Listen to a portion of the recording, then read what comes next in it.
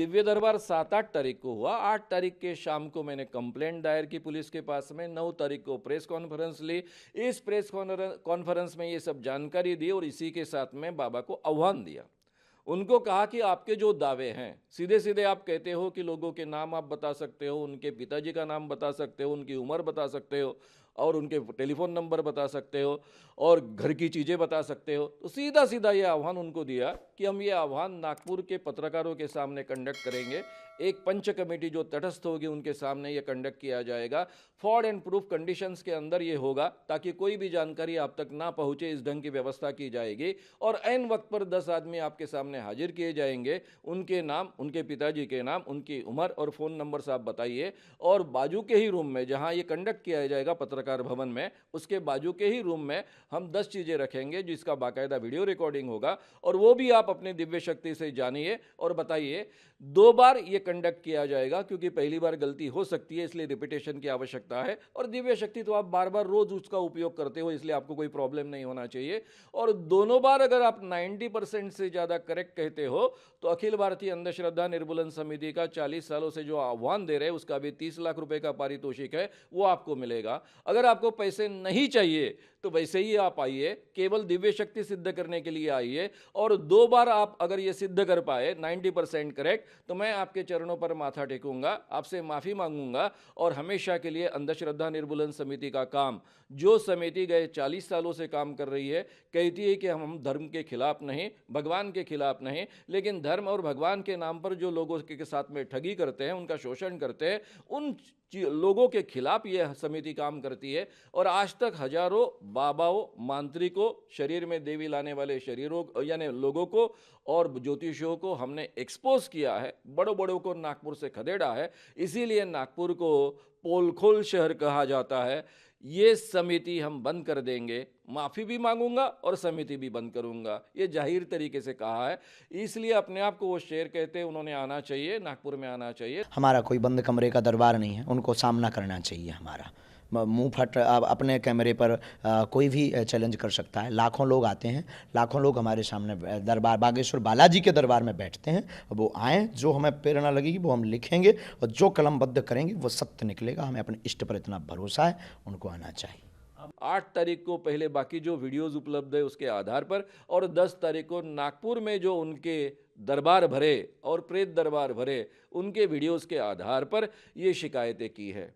तो नागपुर पुलिस ने सीधे सीधे इसके लिए उनको बुक करना चाहिए, एफआईआर दाखिल करना चाहिए और आगे की कार्रवाई करनी चाहिए। छवि हमारी खराब की है। हमारे बागेश्वर धाम के पागल लगे हुए हैं। नागपुर में ही हमारा बागेश्वर धाम से समंडल लगा हुआ है और जो आए दिन उनका मुंह तोड़ जवाब दे रहा है। और भारत का प्रत्येक सनातनी व्यक्ति भी अब जवाब दे रहा है और उन सबको बाइकआउट किया जाएगा जो जो सनातन धर्म के खिलाफ बोलेगा। उन्हें दरबार में आना चाहिए, किराया खर्चा हमसे ले लें, हम गीला करके भेजेंगे उन्हें वापस।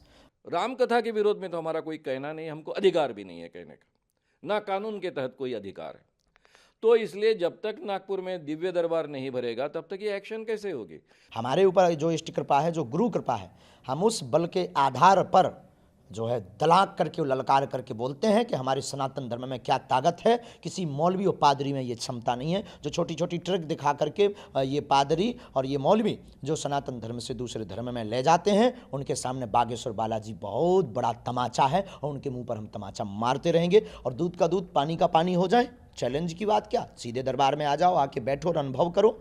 लाखों लोग आते हैं, उनसे पूछो, उनसे अनुभव करो। वो बुद्धू थोड़ी है, हम किसी को बुलाते नहीं हैं, हम किसी कोई दावा नहीं करते हैं। हमें जो इष्ट कृपा होगी हम वो लिखेंगे, जो हमारे गुरु की कृपा होगी हम वो लिखेंगे, जो हमारे हनुमान जी प्रेरणा देंगे हम वो लिखेंगे। और जो भी लिखेगा हमें इष्ट पर भरोसा है वो सच और सत्य निकलेगा। अगर ये अंधविश्वास है अपने ईश्वर की, अपने आराध्य देव की और सनातन धर्म का प्रचार करना अगर अंधविश्वास है तो प्रत्येक भारत का सनातनी जेल जाना चाहिए, वरना ये मुंह चलाना बंद कर देना, वरना ठटरी मारेंगे। चमत्कार का प्रयोग प्रदर्शित कर कर अगर कोई आर्थिक प्राप्ति करता है तो सीधे सीधे कानूनन अपराध है।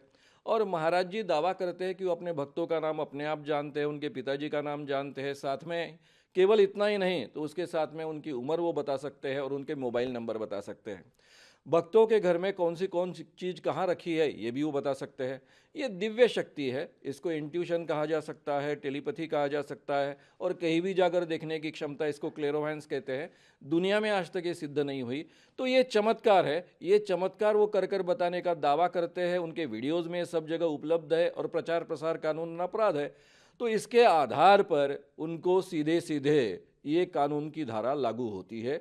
ये कानून की धारा जो होती है वो 3(2) ऐसा कहा जाता है, 3 नंबर का 2 सेकंड पार्ट इसको कहा जाता है। साथ में यानी धीरेन्द्र महाराज जी दावा करते हैं, उनके भक्तों के सामने कहते हैं कि तुमको जादू टोना किया, टोटका किया, किसी ने किया, रानी नाम के व्यक्ति ने किया। इस कानून के तहत किसी ने अगर जादू टोना किया, टोटका किया, भूत लगाया ऐसा कहा तो वो कानूनन अपराध है, इसलिए 6वां भी शेड्यूल में का हिस्सा ये लागू होता है।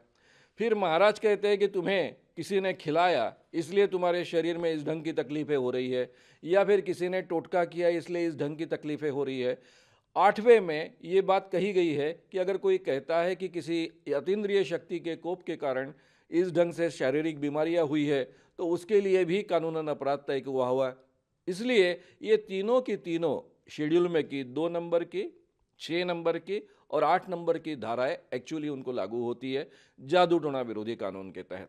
आज उन्होंने मुंह चलाया, आप सब चले आए, तो हर बार साधु संतों, कभी पादरियों पर क्यों नहीं इन्होंने टारगेट किया, कभी मौलवियों पर क्यों नहीं टारगेट किया, इनके मज़ारों में क्यों नहीं गए?